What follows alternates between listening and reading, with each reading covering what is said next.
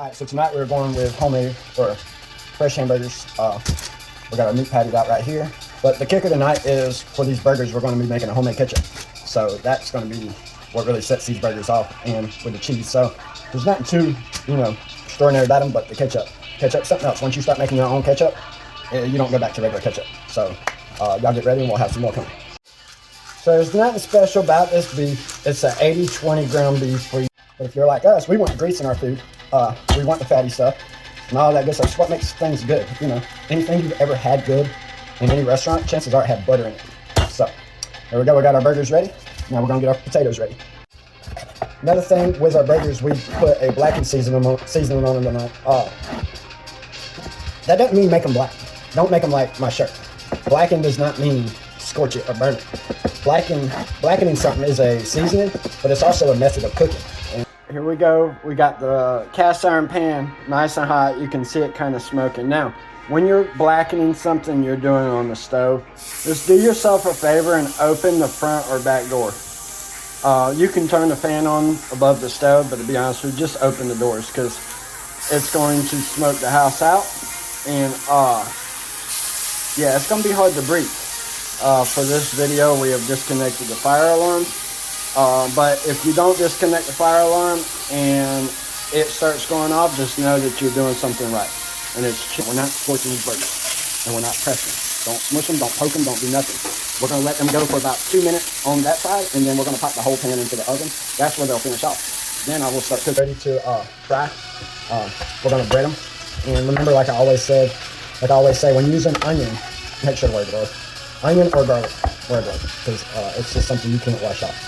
So what we're going to do is I'm going to cut these about yay size, and we're going to soak these in sweet tea.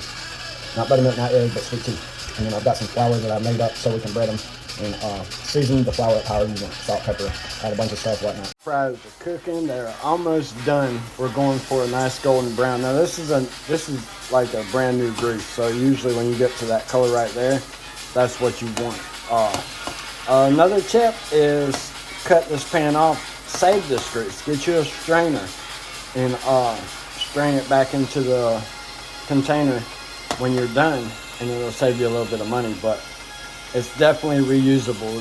A lot of people will just throw this out when they're done. No, cut it off, put a lid on it, let it cool all the way down, strain it back into the container, and you're good to go. We got our onions. We're going straight into the grease with them. All right, so we're making homemade ketchup. And it's very quick, very simple. I'm going to give you the recipe, so write it down if you want to, pause it. It is 2 cans of diced tomatoes. It doesn't matter what you get. I like the ones from Walmart, the fire roasted diced tomatoes. 2 cans of them. 1 can of tomato paste, minced garlic, salt, pepper, Worcestershire. We're going to mix that all together, let it set, and that is all that consists of the homemade ketchup. Once it mixes and blends and sets, it pops. And like I said, you can add sugar to it or whatever other kind of seasonings you want to it, but I typically just go with them 5 right there. Alright, so right here we have our 2 cans of diced tomatoes, and I went ahead and put in the tomato paste, which is 1 can. We're going to go ahead and add the Worcestershire, and go a little heavy on it, because that's a lot of diced tomatoes. And we're going to go pepper, salt, and this is kosher salt. And you can go a little lighter on the salt, because everything else is pretty much going to be salty. Then we're going to add our garlic. Once you get that all put in there, we mix it up real good, and then we're going to put something over the top of this, cover it, and then place it in the fridge until time, once everything gets ready. All right, so we got our burgers ready, fries ready, everything's good to go. We got our sweet Hawaiian bun here. We're going to go some lettuce, 1 slice of tomato, burger with the cheese. We got double cheese on there, nice and melted. That's the melts right there, so you want to use that. Then we've got the fried onions, like so. And then the final part is that homemade ketchup.